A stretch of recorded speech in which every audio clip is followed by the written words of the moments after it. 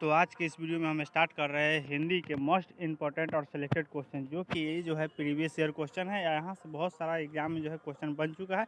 तो आप अगर इस चैनल पर नए हो तो चैनल को जरूर सब्सक्राइब कर लें और हम चैनल क्वेश्चन को स्टार्ट कर रहे हैं। ठीक है, तो देखिए आज का पहला क्वेश्चन जो है, इसमें जो है करीब 50 क्वेश्चन लिए हैं। आपको जो जिसका आंसर पता होगा उसके कमेंट बॉक्स में ज़रूर कमेंट करिएगा। ठीक है, तो चलिए यहाँ पे आज का पहला क्वेश्चन है कि दो विपरीत शब्दों के बीच कौन सा विराम चिन्ह लगता है। दो विपरीत चिन्ह जैसे कि हो गया भाई बहन हो गया, माता पिता हो गया। ठीक है, तो ऐसे शब्द जो होता है विपरीत शब्द होता है। ठीक है, लाभ हानि हो गया।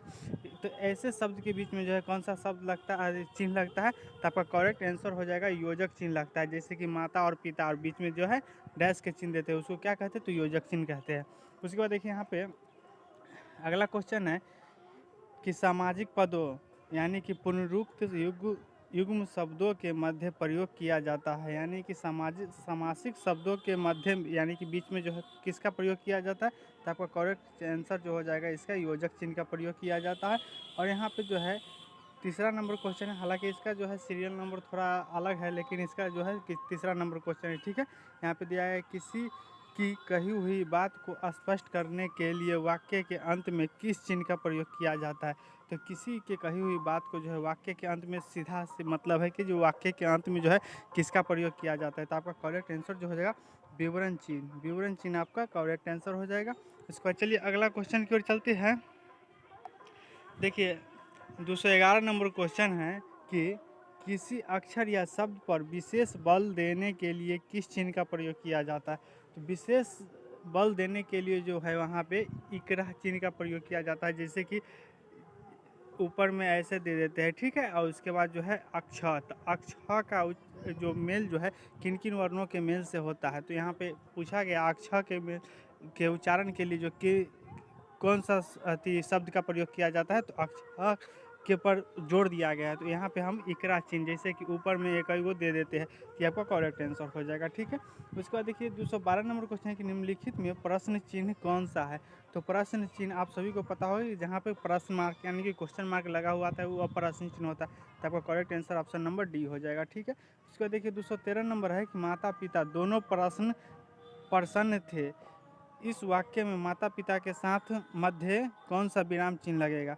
तो कौन सा विराम चिन्ह लगेगा, तो योजक चिन्ह। योजक चिन्ह आपका करेक्ट आंसर हो जाएगा। जैसे कि यहाँ पे देखिए छोटा सा डैश है ना, माता पिता, बीच में जो एक डैश है इसको क्या कहते थे, इसको योजक चिन्ह कहते थे। आपका करेक्ट आंसर हो जाएगा।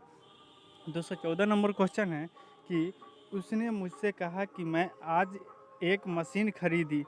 उपयुक्त वार्तालाप में किस विराम चिन्ह की कमी या त्रुटि हुई है। तो यहाँ पे जो है आपका करेक्ट आंसर हो जाएगा, ये जो है कॉमा के मिस्टेक हुआ है, तो आपका करेक्ट आंसर हो जाएगा। ठीक है, उसके बाद चलिए यहाँ पे 215 नंबर क्वेश्चन है कि मुझे बाहर जाना है, रेखांकित पद चिन्ह को पहचानिए। तो मुझे बाहर जाना है, तो यहाँ पे कौन सा पद है, तो यहाँ पे पूर्ण विराम है। जैसे कि है के बाद जो है पूर्ण विराम का चिन्ह प्रयोग किया गया है, तो आपका करेक्ट आंसर हो जाएगा पूर्ण विराम। उसके बाद चलिए नेक्स्ट क्वेश्चन की ओर चलते हैं। नेक्स्ट क्वेश्चन है कि किसी पद, उपपद, उपवाक्य आदि के विशेषता दिखाने के लिए शब्द नीचे एक रेखा खींचते हैं, उसे क्या कहते हैं। तो उसे कहते हैं आरेखा, अधोरेखा चिन्ह। अधोरेखा चिन्ह आपका करेक्ट आंसर हो जाएगा। उसके बाद 217 नंबर क्वेश्चन है कि संज्ञा के द्विरुक्ति हो तो उसके बीच कौन सा चिन्ह रहता है। तो उसके बीच जो है योजक चिन्ह रहता है। द्विरुक्ति आपको बताए हैं कि जैसे कि यहाँ पे भाई बहन हो गया, छिपा लौटा हो गया, माता पिता हो गया, ये सब जो द्विरुक्ति चिन्ह हो गया उसके बीच में योजक चिन्ह लगता है। 218 नंबर क्वेश्चन है कि निम्नलिखित में निर्देशक चिन्ह कौन सा है। तो निर्देशक चिन्ह कौन है, तो निर्देशक चिन्ह जो होता है जैसे कि किस निर्देश देने के लिए, तो यहाँ पे जो है जिससे कि हम मान के चलिए कि ऐसे करके और ऐसे करते हैं, तो उन निर्देशक चिन्ह होते हैं। आपका करेक्ट आंसर हो जाएगा ऑप्शन नंबर ए। उसका देखिए यहाँ पे 219 नंबर क्वेश्चन है कि अल्प विराम चिन्ह कौन सा है। आपको चिन्ह यहाँ पे पहचाना है, तो अल्प विराम चिन्ह कौन सा है, तो यहाँ पे है कॉमा जो है अल्प विराम होता है। अल्प विराम इसीलिए होता है क्योंकि कोई भी चीज़ लिखते हैं कि राम एक डैश है, तो यहाँ पे डैश, तो उसके जगह पे जो है बहादुर लड़का है, तो बहादुर के जगह पे हम दे सकते हैं कॉमा। ठीक है, उसके बाद देखिए निम्नलिखित चिन्हों में से पूर्ण विराम चिन्ह पहचाने। पूर्ण विराम यानी कि शब्द के अंत में दिया जाता है पूर्ण विराम। तो पूर्ण विराम चिन्ह कौन सा है? तो यहाँ पे आपका करेक्ट आंसर हो जाएगा ऑप्शन नंबर सी। उसका डैश यहाँ पे दिया है एक्स एक्स एक्स रेखांशित चिन्ह कौन सा है? तो ये जो है एक्स एक्स एक्स का प्रयोग कहाँ किया जाता है?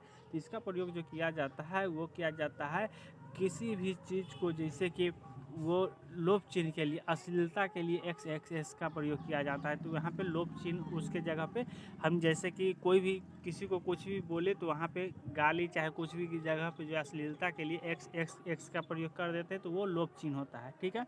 उसका देखिए 222 नंबर क्वेश्चन है कि दो समानार्थी शब्दों की पुनरुक्ति के बीच में किस विराम चिन्ह का प्रयोग होता है? तो आपका करेक्ट आंसर हो जाएगा योजक चिन्ह। यहाँ पे जो है इसमें योजक चिन्ह से बहुत सारा क्वेश्चन बन चुका है, तो आपको इसको ध्यान से देखना है। ठीक है। उसके बाद देखिए 223 नंबर क्वेश्चन, निम्नलिखित में से कौन विराम चिन्ह का प्रयोग नहीं है?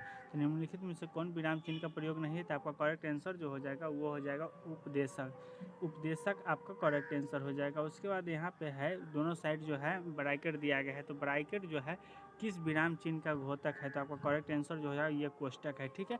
कोष्टक आपका करेक्ट आंसर हो जाएगा। उसके बाद बराबर विराम चिन्ह प्रयुक्त होता है, तो ये जो चिन्ह है ये किस में प्रयुक्त होता है? तो आपका करेक्ट आंसर जो हो जाएगा वो तुल्यता में प्रयोग होता है। ठीक है। 226 नंबर क्वेश्चन है कि महत्वपूर्ण कथन को उद्धृत करने में किन विराम चिन्ह का प्रयोग किया जाता है? तो महत्वपूर्ण कथन को उद्धृत करने में किन विराम चिन्ह का प्रयोग किया जाता है? तो आपका करेक्ट आंसर हो जाएगा दोहरा उदाहरण। दोहरा उदाहरण आपका करेक्ट आंसर हो जाएगा। ठीक है। चलिए अगला क्वेश्चन है यहाँ पे कि पढ़ने में ठहरने के लिए जिन चिन्हों का प्रयोग करते हैं उसको क्या कहते हैं?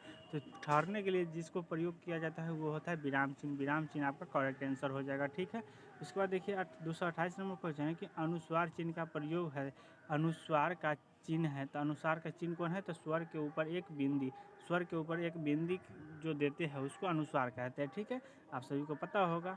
उसके बाद है शीला डैश कहिए क्या हाल है, वाक्य में किस चीज़ का विराम है? तो ये जो है निर्देशन चिन्ह है। ठीक है। तो निर्देशन चिन्ह आपका करेक्ट आंसर हो जाएगा ऑप्शन नंबर डी।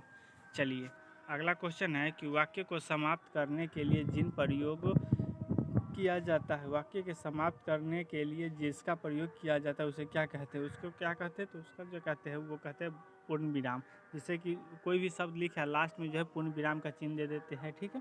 तो इसका प्रयोग किया जाता है। उसके बाद 231 नंबर क्वेश्चन है जहाँ वाक्य की गति अंतिम रूप ले, विचार के तार टूट जाए, वहाँ किस चिन्ह का प्रयोग किया जाता है? तो उसको जो है पूर्ण विराम कहते हैं। पूर्ण विराम आपका करेक्ट आंसर हो जाएगा।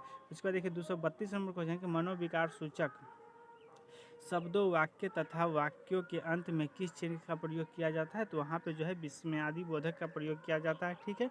तो यहाँ पे आपको करेक्ट आंसर हो जाएगा option number C. 233 number question है कि प्रश्नवाचक चिन्ह का प्रयोग किस वाक्य में होता है? तो प्रश्नवाचक का चिन्ह का प्रयोग जो किया जाता है, मोहन को बाजार क्यों जाना चाहिए, जो क्यों शब्द है इसी के लिए जो है यहाँ पे प्रश्नवाचक चिन्ह प्रयोग किया जाता है, ऐसा उसका चिन्ह होता है, सिंबल होता है। ठीक है। आपको पता होगा।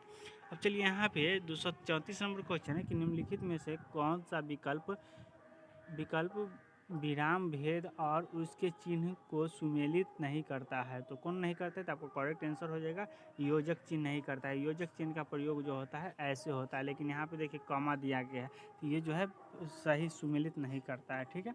उसके 235 नंबर क्वेश्चन है कि विरामादि चिन्हों की दृष्टि से कौन सा वाक्य शुद्ध है? तो यहाँ पे कौन सा शुद्ध है? तो यहाँ पे देखिए पिता ने पुत्र से कहा देर हो रही है कब आओगे।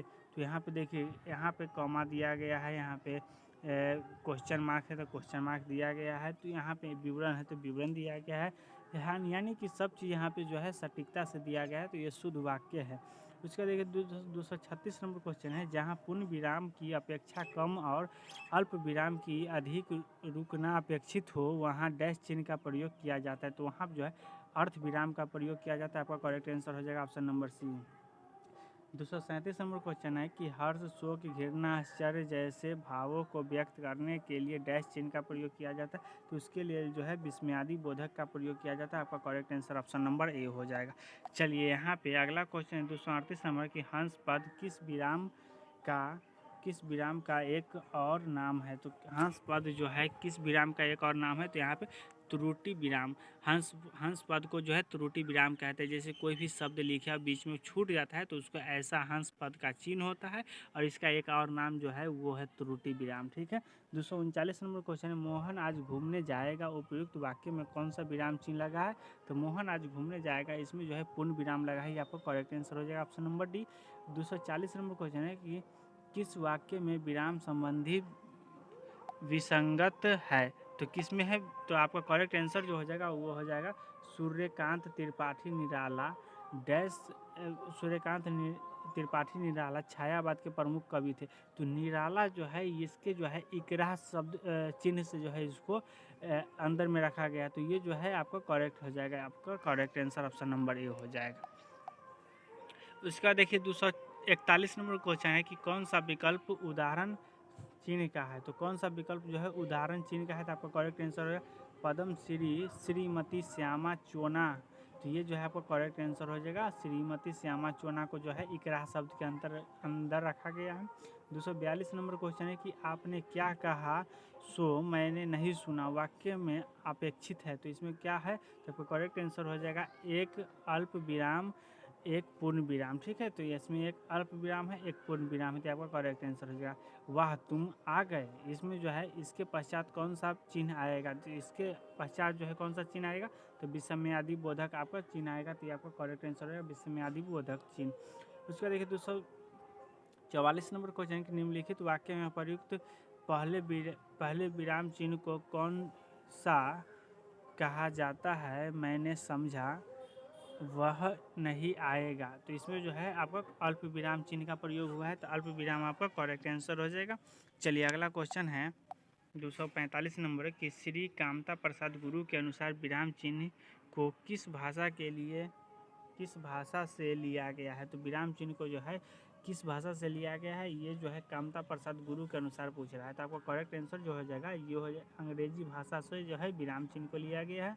246 नंबर क्वेश्चन है कि इनमें से किस वाक्य में अर्ध विराम चिन्ह का प्रयोग हुआ है? तो अर्ध विराम चिन्ह का जो प्रयोग हुआ है वो हुआ है आलस्य मनुष्य का शत्रु है, इससे दूर रहो। आलस्य मनुष्य का शत्रु है, इससे दूर रहो, इसमें जो है अर्ध विराम चिन्ह का प्रयोग हुआ है।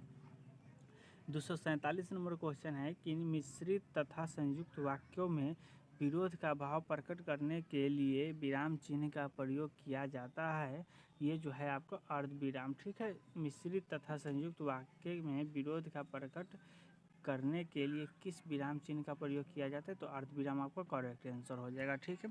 चलिए अगला क्वेश्चन की ओर चलते हैं। 248 नंबर क्वेश्चन है कि उप विराम का प्रयोग इनमें से उप विराम चिन्ह का प्रयोग इनमें से किस वाक्य में हुआ है? तो उप विराम चिन्ह का प्रयोग जो हुआ है वो हुआ है मिश्र बंधु तीन है, गणेश बिहारी, श्याम बिहारी और सुखदेव बिहारी, आपका करेक्ट आंसर हो जाएगा। ठीक है।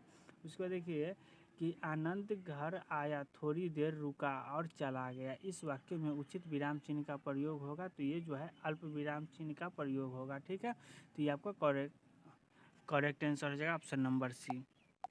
इसके बाद चलिए यहाँ पे 250 नंबर क्वेश्चन है कि हर्ष, दुख, घृणा, पीड़ा इत्यादि मनोभाव को व्यक्त करने वाले शब्द को क्या कहा जाता है? तो इसको जो है विस्मयादि बोधक कहा जाता है। विस्मयादि बोधक आपका करेक्ट आंसर हो जाएगा option number D. 251 number question है जब वाक्य में एक समान अधिकरण का प्रयोग होता है तो किस विराम चिन्ह का प्रयोग होता है? तो किसका प्रयोग होता है? तो अर्ध विराम आपका करेक्ट आंसर हो जाएगा ऑप्शन नंबर सी। ठीक है। चलिए आइए अब अगला क्वेश्चन की ओर चलते हैं। यहाँ पे कि समानाधिकरण शब्दों के मध्य में किस विराम चिन्ह का प्रयोग हुआ है? तो समानाधिकरण शब्दों के मध्य में किस विराम चिन्ह का प्रयोग हुआ है? तो आपका करेक्ट आंसर हो जाएगा अल्प विराम का। अल्प विराम आपका करेक्ट आंसर हो जाएगा। अब देखिए यहाँ पे अरे तुम आ गए, इसमें अरे के बाद कौन सा चिन्ह का प्रयोग? अरे के बाद जो है ये चिन्ह का प्रयोग हुआ है, तो इस चिन्ह को क्या कहते? तो इसको जो है विस्मयादि बोधक चिन्ह कहते थे। आपका करेक्ट आंसर हो जाएगा ऑप्शन नंबर ए।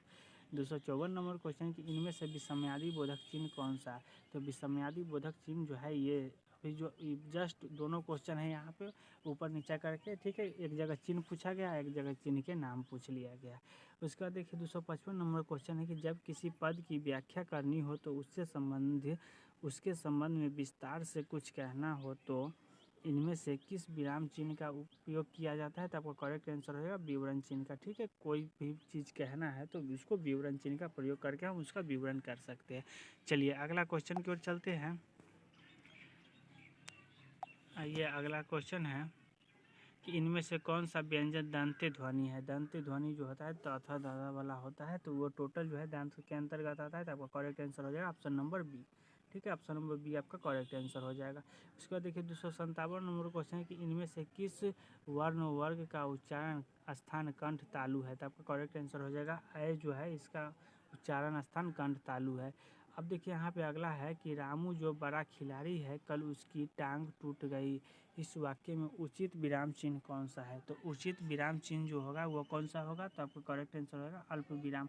अल्प विराम यहाँ पे करेक्ट आंसर हो जाएगा। 259 नंबर क्वेश्चन है कि कंठस्थ दीर्घ स्वर वर्ण का उदाहरण कौन सा है, तो कौन सा है, तो आपका करेक्ट आंसर हो जाएगा ऑप्शन नंबर बी।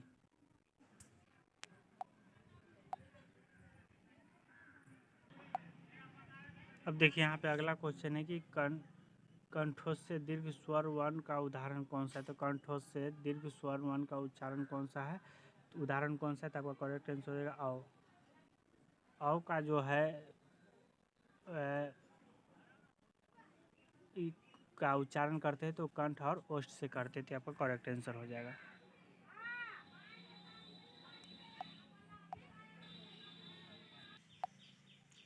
अब देखिए यहाँ पे 260 नंबर क्वेश्चन है कि निम्नलिखित में से समानता सूचक चिन्ह कौन है, तो समानता सूचक जो चिन्ह है वो जो है बराबर है। ठीक है, तो बराबर आपका करेक्ट आंसर हो जाएगा।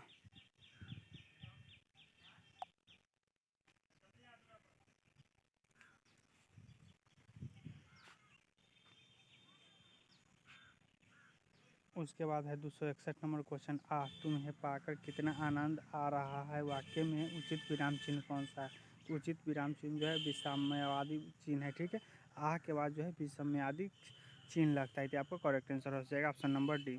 चलिए अगला क्वेश्चन की ओर चलते हैं। अगला क्वेश्चन है कि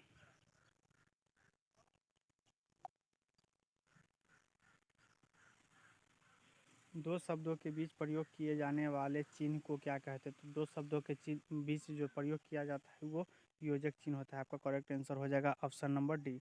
उसके बाद अगला क्वेश्चन है 263 नंबर की, प्रश्नवाचक चिन्ह विषमयादि बोधक को छोड़कर सभी वाक्यों के अंत में प्रयुक्त होता है, वो कौन सा है, तो आपका करेक्ट आंसर जो हो जाएगा वो हो जाएगा पूर्ण विराम। ठीक है, सभी वाक्य के अंत में जो है पूर्ण विराम चिन्ह का प्रयोग किया जाता है, आपका करेक्ट आंसर हो जाएगा।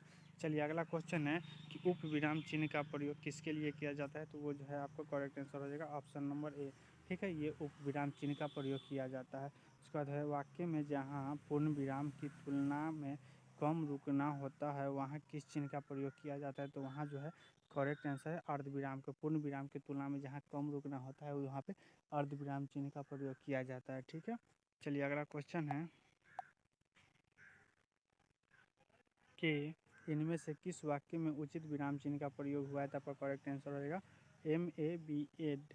ठीक है, तो ये इसका प्रयोग जो है सही हुआ है। तो चलिए अगला क्वेश्चन में चलते हैं। इसके बाद तो यहाँ पे जो है टोटल इतना ही क्वेश्चन था। ठीक है, तो आपका करेक्ट आंसर इसमें क्या है MA, चलिए तो उम्मीद करता हूँ कि आपको समझ में आया होगा। अगर वीडियो अच्छा लगे तो वीडियो को लाइक शेयर सब्सक्राइब जरूर करिएगा।